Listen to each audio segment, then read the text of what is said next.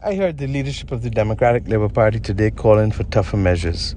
The clear implication is that they would like us to go back into lockdown. My question is, where is the scientific basis for this call at this time? We went into lockdown last year, and when lockdown was one of the only options that we had then. Today, in Barbados and across the world, we have a tested and proven weapon in the form of the COVID vaccine that too many Barbadians are reluctant, I'm afraid, or refusing to take. We have many people wearing masks as they would wear necklaces, and no matter how much we plead, they're still bunching up in shops and workplaces as if social distancing is no longer a consideration. It is. The Democratic Labour Party would be better off joining in the struggle to get more Barbadians vaccinated.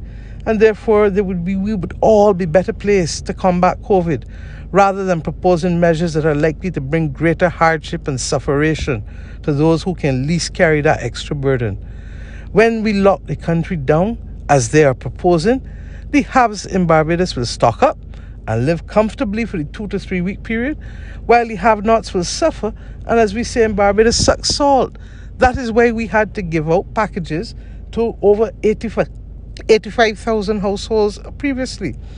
Does the Democratic Labour Party understand the social and economic implications of a lockdown at this time? Do they understand that that could trigger a withdrawal of international flights for possibly the rest of the year? Do they understand the impact that this would have on Barbados and Barbadians, let alone the economy? Locking the country down is and will not be the first, second, or third option of this Barbados Labour Party government. I want to make that very clear. We do not take the matter of shutting this country down lightly. This is not a knee-jerk manner in which we govern.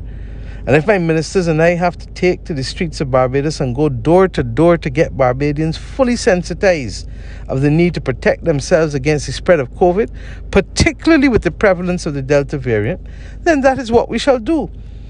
I also do not understand what is this call for us to say whether there is community spread of COVID in Barbados or not. Where has the leadership of the Democratic Labour Party been living? In which country in the Caribbean or indeed the hemisphere isn't there community spread of COVID right now? These politically inspired and instigated soundbites need to stop. There are 287,000 of us living on this island, and we each need to play our part in containing the spread of COVID. To date, more than 117,000 residents have taken the vaccine. That is not enough. The percentage cannot protect us, not that percentage. We are somewhere around 43% of our total population who have had at least one dose of the vaccine.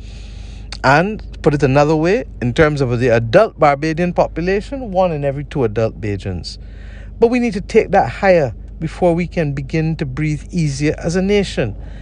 The government has done all that it can reasonably be expected to do, and we are going over and beyond to minimize the impact of the fallout from the spread of this virus on the backs of those who can least bear the burden. We have in this country 3 approved vaccines, people, that are tried, that are tested and proven to stem and contain the spread and the impact of the virus on residents. They will reduce the number of deaths to almost 0 if you are vaccinated, and they will reduce the level of serious hospitalization. We've set it out clearly. Also, the practices and behaviors that must be employed to mitigate against the spread of this disease. In the last month alone, the government has spent in excess of $48 million between shoring up existing facilities, purchasing new equipment, employing more people in an attempt to adequately manage the threat of the spread of the virus.